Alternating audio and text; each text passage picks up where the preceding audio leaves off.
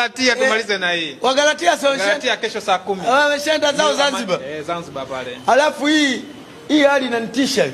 Hii hali ya mvua. Kungu Mwarabu kaja nao nini? Baridi.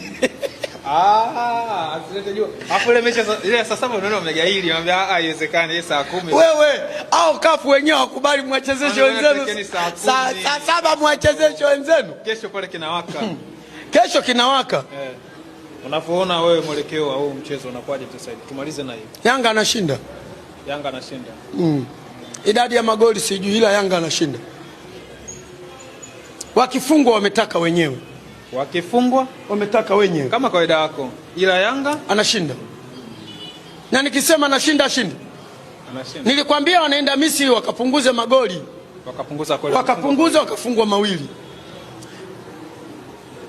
Timu ya Yanga na uongozi wao wana experience kubwa